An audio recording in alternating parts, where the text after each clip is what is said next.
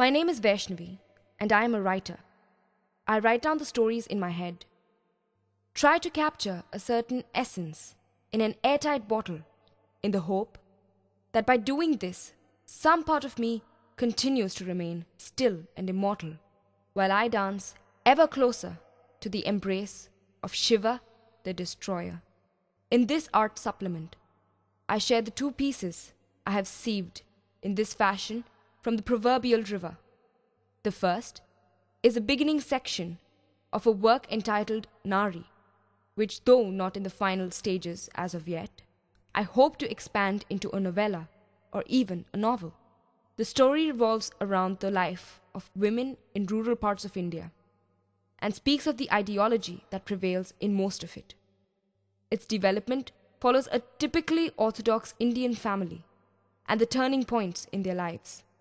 The main character, Durga, is the representation of rural Indian women. She suffers due to certain circumstances, but the story elaborates on her road to victory and the overcoming of her apprehensions with the help of perseverance and destiny. The second work is a poem I wrote on nature of self-character. As a whole, these two pieces represent two very distinct and very personal sides of me that I hope will allow you to get a sense of who I am better. Story. As the bell rings from the prayer hall, you can hear her singing in the sweetest, most melodious voice, calling out to her Lord. You'll find her in deep prayer, not realizing that her hair is still dripping from having taken a shower, draped in the most simple, elegant, beautiful sari and red powder-like substance which she wears on her forehead. A sight so serene, but difficult to read. The beauty of her soul shunned every time. No one sees her. She moves as though no one is around her. She speaks to herself, separating loneliness from self. And if you're lucky, you might just see her giggling to herself by just an innocent thought, which to us may not seem as an appropriate cause of laughter.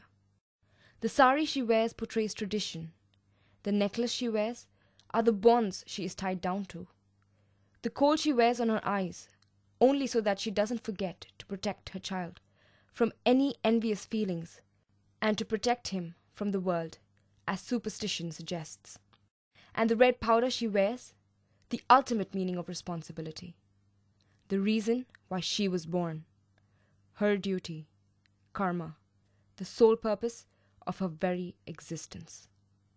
She is Nari, my Indian woman, my idol, whom I am and will remain in awe of for the rest of my life, as Nari is the one who sets the example to hundreds across the world that pain is merely a phase, the most lived-in state for every being on earth, and probably your best friend, as you can be sure that it will never leave your side. Therefore, you must learn to accept it, to not change, and must live with it and through it. Every day begins at 4 a.m. Durga wakes up by the screams of the hen in her backyard, her most faithful source of breakfast. A quick bath and the immediate movement towards the prayer hall. She begins her day. Today, Durga is a 25-year-old woman. She got married into a household which was quite orthodox, but that was exactly how she had wanted it. Her 5-year-old son was a hero. He was the only one with whom she could ease her emotions, and he would reciprocate rather sensitively to every pain behind her eyes. Surya, her son, was possibly one of the most adorable children, and his smile was capable of lighting up 1,000,000 lanterns. That's why they decided to name him Surya, the sun. Durga, a befitting name for this 25-year-old, symbolic of calm and tranquil as the goddess herself. But at the same time, she depicts a reservoir of strength and perseverance, which when released can create havoc. Nonetheless, meaning nothing else but good over evil. It was a Thursday night, and the usual was that Durga would be back an hour late because she had to feed the poor in the village. As she did so, her son laughed and played with the children in the neighborhood. He was truly one of the most beautiful sights anyone would ever see. After she was done feeding the poor, which she believed was the little a human can offer to the Lord, she headed home with her son, singing to him a soft lullaby the whole way. As the door of the little home squeaked open, the sight that lay before them was nothing short of devastating. It was Durga's landlord, sitting drunk on their couch. All that rushed through her mind was how he had managed to get inside their heaven-like home, which was now impure due to the wicked ways of the landlord. She hurried inside and locked her son in her room and went back to the living room to convince the man to leave. But all he did the whole time was cry. He would look at her and then look at the wall behind her, then stare at the bottle of local alcohol kept right in front of him, and then stare at his bare hands. By this time, Durga became hysterical and almost shrieked as she spoke to him. But what followed in sequence was too much to shock her wits. He urinated in their living room. The stench was so repulsive that Durga was much taken aback to be able to use any other sense except her eyes. Suddenly, Durga's mind resumed its proactive state, and she channelized her movement to go out and call the people in the neighborhood.